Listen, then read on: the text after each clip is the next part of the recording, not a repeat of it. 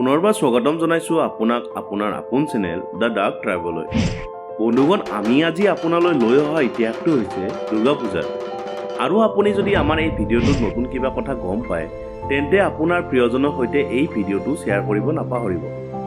দুৰ্গা পূজা বুলি ক'লেই আমাৰ মনলৈ আহে শৰৎকাল, সেউজ ঘাঁহনিৰ ওপৰত পৰি থকা নিয়ৰৰ টোপাল, নিয়ৰৰ পলসত তিতি থকা মাটিত পৰি থকা শেৱালি ফুল আৰু গৰম গৰম জিলাপিৰ সোৱাদ।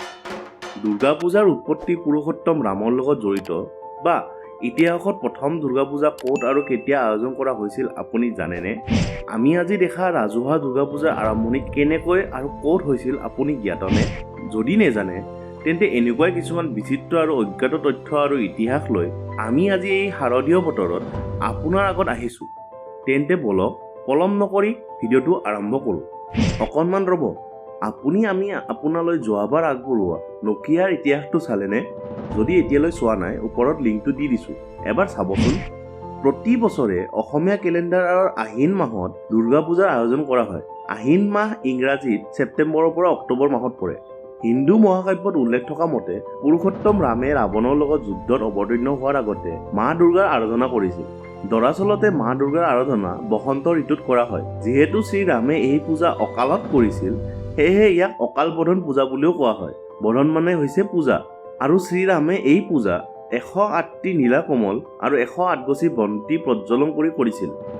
ইতিহাসত প্ৰথমবাৰৰ বাবে দুৰ্গা পূজা 1500 শতিকাত উদযাপন হোৱা কথা উল্লেখ আছে। বেংগলৰ মালদা আৰু দিনাজপুৰত জমিদাৰসকলে এই পূজাৰ আয়োজন কৰিছিল।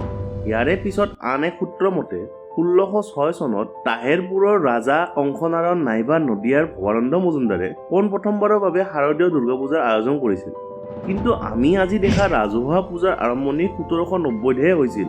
পশ্চিমবংগৰ হুগলীৰ গুপ্তিপাৰাৰ 12জন বন্ধু লগ হৈ সেই অঞ্চলৰ ৰাইজৰ বৰঙণি উঠাই প্ৰথমখন ৰাজহুৱা দুৰ্গা পূজাৰ আয়োজন কৰিছিল। এইখন পূজাক 12ইয়াৰী পূজা বুলিও জনা যায়। 12ইয়াৰী মানে হৈছে 12জন বন্ধু। আৰু এই 12ইয়াৰী পূজায়ে আমি আজি দেখা ৰাজহুৱা দুৰ্গা পূজাৰ আৰম্ভণি। ইংৰাজৰ শাসনকালত ৰাজহুৱা দুৰ্গা পূজা ভাৰতৰ অন্য প্ৰান্ততো আয়োজন কৰিব আৰম্ভ হয়।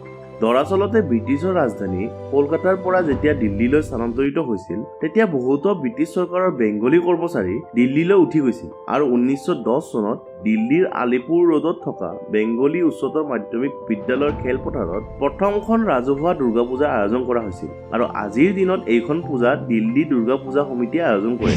মা দুৰ্গাৰ প্ৰতিমা মূলতঃ মাটিৰে সজা হয় আৰু প্ৰতিমূৰ্তিত সজোৱা আভূষণ বা অলংকাৰ মূলতঃ দুই প্ৰকাৰৰ, চলাৰ সাজ আৰু ডাকেৰ সাজ। দৰাচলতে আৰম্ভণিতে প্ৰতিমূৰ্তিটোৰ আভূষণ জলাশয়ৰ কাষত সহজে পোৱা চলা নামৰ এবিধ বগা নলেৰে সজা হৈছিল আৰু ইয়াক চলাৰ সাজ বুলি নামকৰণ কৰা হৈছিল। আৰু সময় বাগৰাৰ লগে লগে এই নলৰ ঠাই ৰূপে লয় আৰু এই ৰূপ সুদূৰ জাৰ্মানীৰ পৰা ডাক যোগে ভাৰতত আমদানি কৰা হৈছিল। সেয়েহে ইয়াৰ নাম ডাকেৰ সাজ হৈ পৰিল। আমি আজি পূজাৰ মণ্ডপত সচৰাচৰ শুনি থকা মা দুৰ্গাৰ সংস্কৃত মন্ত্ৰটোত উল্লেখ কৰা বিদ্যাংদেহী শব্দটোৰ অৰ্থ হৈছে জ্ঞানৰ অধিষ্ঠাত্ৰী, যশোদেহী শব্দটোৰ অৰ্থ হৈছে সফলতা আৰু সমৃদ্ধিৰ অধিষ্ঠাত্ৰী দেৱী।